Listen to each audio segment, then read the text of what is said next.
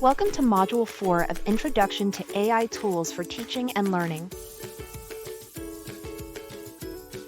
Today, we'll focus on practical ways educators and learners can use generative AI, then shift to crafting clear classroom policies that encourage ethical, effective use. Used well, Gen AI can streamline research and prep.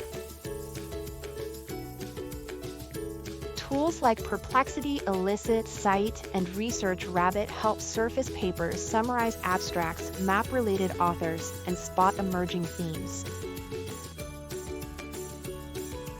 You can also use ChatGPT or Claude to clarify a research question, compare frameworks or draft outlines, and then verify sources yourself. Treat outputs as starting points, not finished scholarship, and be mindful that many tools require paid access. Gen AI can also support course design. You might brainstorm measurable outcomes, align assessments, and sketch inclusive learning activities, generate images or short mnemonic lyrics for slides, or draft rubrics and checklists. Consult instructional designers in the process, and remember, AI should enhance, not replace, their expertise. For communication, AI can help you refine tone and clarity in announcements, feedback, or emails.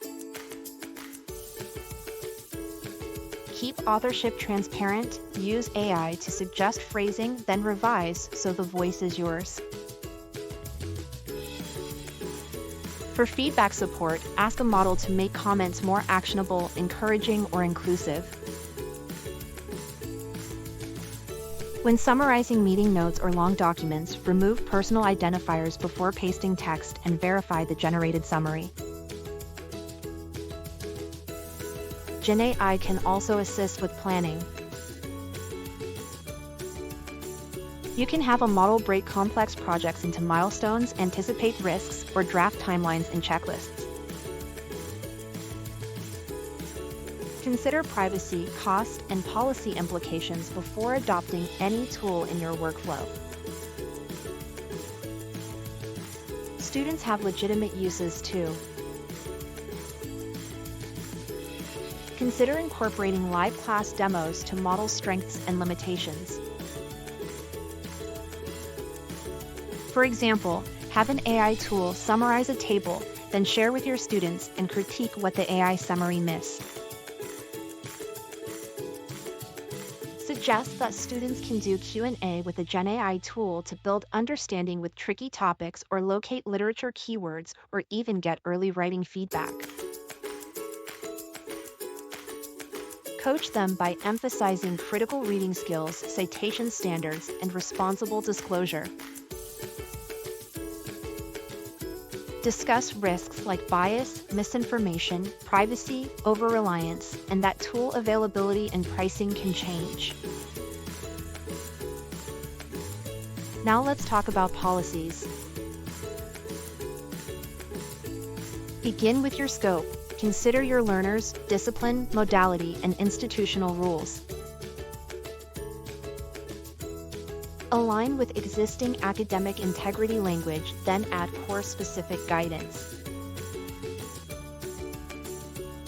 Keep your goal in view, reduce risk, clarify appropriate versus inappropriate use, and support equity.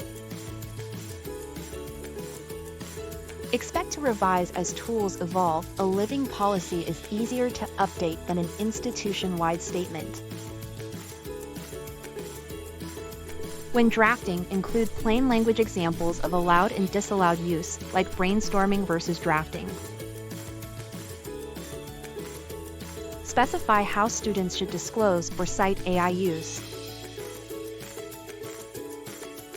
State consequences and decision paths referencing institutional procedures. Require process evidence where appropriate, like prompt logs, drafts, revision notes, or brief oral defenses to make learning visible. Create an action plan for yourself. how you'll review a flagged submission, what feedback you'll provide, what documentation you'll request, and when you'll escalate. This helps you test whether your policy is actually enforceable and fair. Collaborate with colleagues, instructional designers, and governance bodies to align expectations across courses, and consider inviting students into policy discussions to build buy-in. Your tasks for this module: review sample institutional and classroom policies, then draft a course-level AI policy of your own. Complete the knowledge check, and in your reflection, note what you'll allow, what you'll prohibit, how students will disclose AI use, and how you'll handle suspected misuse. As tools change, your policy may too. Keep the focus on learning, transparency, and equity, and let AI be a thoughtfully used assistant, not the author of your course.